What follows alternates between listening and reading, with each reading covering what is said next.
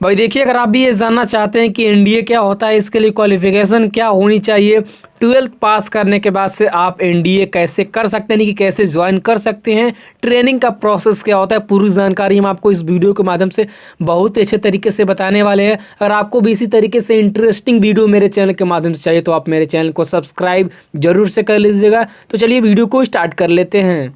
भाई देखिए, एनडीए का क्वालिफिकेशन जानने से पहले हम आपको ये बता देते हैं कि आखिरकार एनडीए होता क्या है, ठीक है ना। तो देखिए, एनडीए यानी कि नेशनल डिफेंस एकेडमी कहते हैं, जिसे हम लोग हिंदी में राष्ट्रीय रक्षा अकादमी भी कहते हैं, ठीक है। अब देखिए, भारत की सशस्त्र सेना की एक संयुक्त रक्षा अकादमी होती है, जो कि एनडीए ज्वाइन करने के लिए एक परीक्षा आपको देनी पड़ती है। जो ये परीक्षा यानी कि जो आपका पेपर है, एग्जामिनेशन है, वो आपका 1 वर्ष में 2 बार होता है, जो कि यूपीएससी आयोजित करता है, ठीक है। अब जैसे ही आप एग्जामिनेशन को क्वालिफाई कर लेते हैं तो आपकी इंटरव्यू होती है, और इंटरव्यू आपको एसएसबी यानी कि सेवा चयन बोर्ड द्वारा आयोजित होता है। यानी कि आपको सबसे पहले अगर एनडीए ज्वाइन करना है तो आपको यूपीएससी का एग्जामिनेशन देना पड़ेगा। उसके बाद से इसमें आप क्वालिफाई हो जाते हैं तो आपको इंटरव्यू देना पड़ता है। अभी हम आपको इसी वीडियो में आगे बताएंगे कि कैसे कैसे आपका जो एग्जाम पैटर्न है वो होता है और इंटरव्यू कैसे होता है, ठीक है। अब देखिए, जो स्टूडेंट यानी कि जो उम्मीदवार इन दोनों परीक्षाओं को पास कर लेते हैं, फिर उन्हें एनडीए में दाखिला मिलता है, यानी कि आपका एनडीए में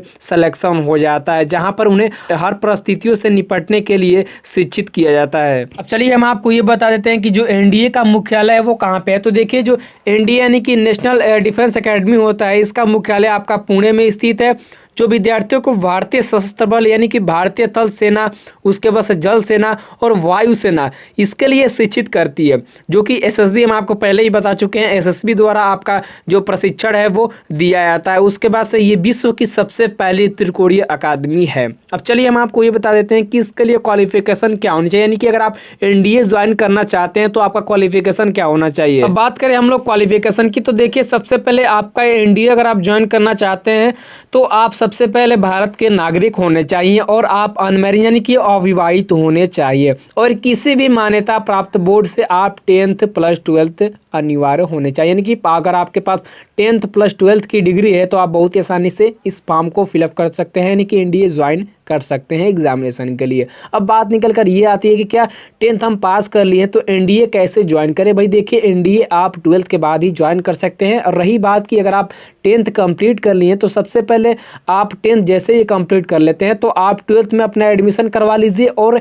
एनडीए के तैयारी के लिए निकल जाइए। बड़ी बड़ी इसके लिए कोचिंग भी आती हैं, अगर आप कोचिंग ज्वाइन करना चाहते हैं तो कोचिंग भी ज्वाइन कर सकते हैं। आप पे डिपेंड करता है ना, आप किस टाइप से अपनी पढ़ाई कर रहे हैं, तो ये आपके ऊपर डिपेंड करता है। अगर आप कोचिंग ज्वाइन करना चाहते हैं तो कोचिंग भी ज्वाइन कर सकते हैं, या फिर अगर आप चाहते हैं कि 12th की पढ़ाई भी करें और एनडीए के साथ में तैयारी भी करें घर रह के, तो आप ऐसे भी कर सकते हैं, बशर्ते ये डिपेंड करता है कि आपके ऊपर। तो आप बात ये ध्यान में रखे रहिएगा, अगर आप 10th कंप्लीट कर लिए तो माय डियर फ्रेंड्स, आप 10th जैसे ही कंप्लीट कर लेते हैं तभी से आप एनडीए की तैयारी करना शुरू कर दीजिए। हो सके अगर आप 8 में हैं या फिर 9th में है, तब से अगर आप एनडीए की तैयारी करना स्टार्ट कर देंगे तो आपके लिए बहुत ही ज़्यादा फायदेमंद होगा। अब हम आपको ये बता देते हैं कि इसका एज लिमिट क्या होना चाहिए।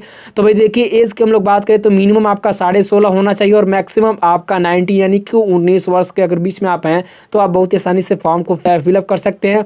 उसके बाद से आप मानसिक रूप से फिट होने चाहिए, और इसके हम लोग हाइट की बात करें तो आपका 157 सेंटीमीटर होना चाहिए, और आपके बॉडी में कहीं पर भी टैटू नहीं होना चाहिए। आपके मन में एक डाउट जरूर निकल कर आता होगा कि 12th में कौन सा सब्जेक्ट रहना चाहिए। भाई देखिए, अगर आपका 12th में साइंस है तो आप बहुत ही आसानी से इस फॉर्म को फिलअप कर सकते हैं। हम आपको ये बता दें, अगर आपका 10th में साइंस है और 11th और 12th में आपका फिजिक्स और मैथमेटिक्स है तो यहाँ पर हम आपको बता दें, आप नेवी या फिर एयरफोर्स में जा सकते हैं। अगर आपको आर्मी में जाना है तो आपका 12th में कोई भी सब्जेक्ट रह सकता है, ठीक है। लेकिन अगर आप वहीं नेवी और एयरफोर्स में जाना चाहते हैं तो आपका 11th और 12th में कम से कम फिजिक्स और मैथमेटिक्स होना चाहिए, और वहीं आपका कम से कम 60% मार्क्स होने चाहिए।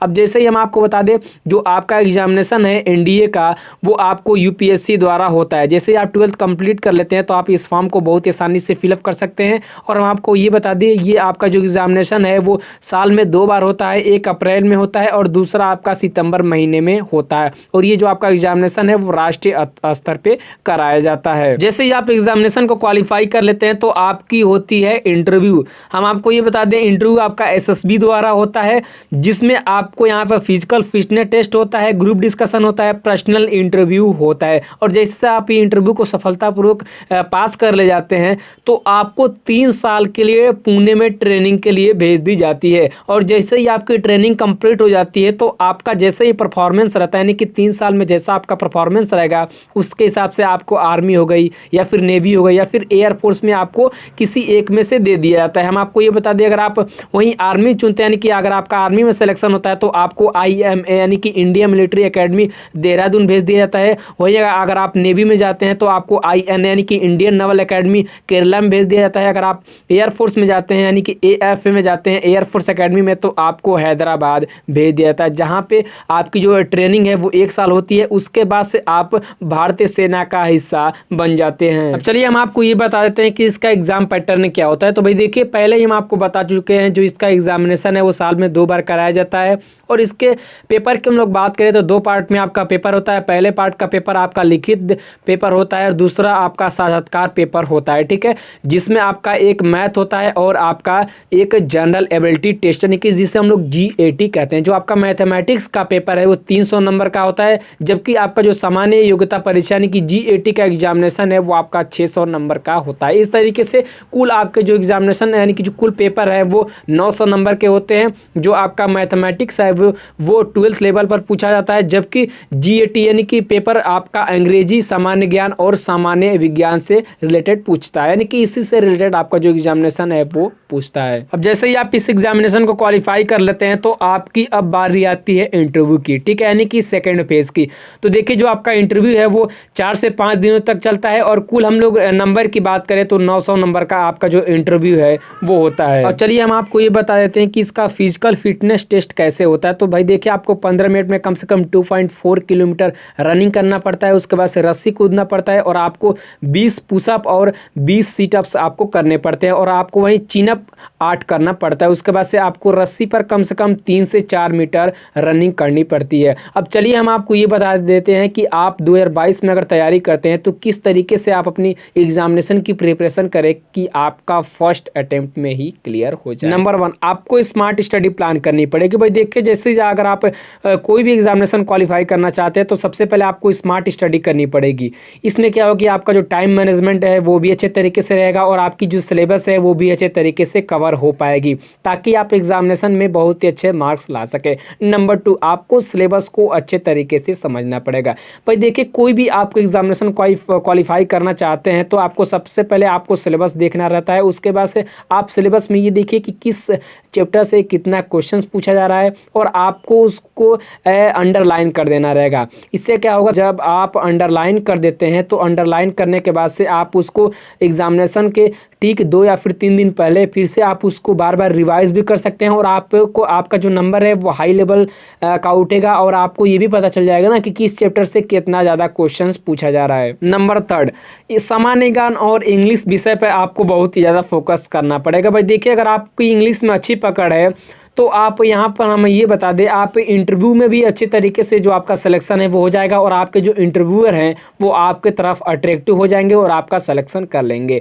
और उसके बाद से सामान्य ज्ञान की भाई देखिए कोई सीमा नहीं होती है, इसे आप जितना पढ़ेंगे उतना ही आपके लिए कम लगेगा। तो आप जितना अधिक पढ़ सकें उतना आपके लिए बेटर होगा। अब सबसे बड़ी बात, आपको डेली न्यूज़पेपर पढ़नी पड़ेगी और आपको मंथली जो मैगजीन आती है वो आपको पढ़ना पड़ेगा। इससे क्या होगा कि जो आपका जीके है वो बहुत ही ज़्यादा स्ट्रांग हो जाएगा। नंबर 4, आपको अच्छी बुक का सिलेक्शन करना पड़ेगा। भाई देखिए, मार्केट में एनडीए के लिए बहुत सारी ऐसी बुक्स मिल जाएंगी, लेकिन आपको सबसे पहले इसमें ये पता करना पड़ेगा कि कौन सी बुक्स हमारे लिए बेटर होगी। तो आप यूट्यूब पर सर्च कर लीजिए या फिर किसी जो एक्सपर्ट हो उनसे आप पूछ सकते हैं कि एनडीए के लिए कौन सी बुक बेस्ट रहेगी। नंबर 5, पिछले वर्ष के जो पेपर हैं उनको सॉल्व करना पड़ेगा। भाई देखिए, इससे क्या होगा ना कि आपको, अगर आप पिछले वर्ष के जितने पेपर्स हैं उनको अगर आप सॉल्व करते हैं तो आपको ये पता चल जाएगा कि कौन सा जो क्वेश्चन है वो बार बार एराइज किया गया है और कौन से चैप्टर में से कितने क्वेश्चंस पूछे जाएंगे। इस तरीके से अगर आप अपनी तैयारी करते हैं तो 100% जो आपका नंबर है वो बहुत ही ज़्यादा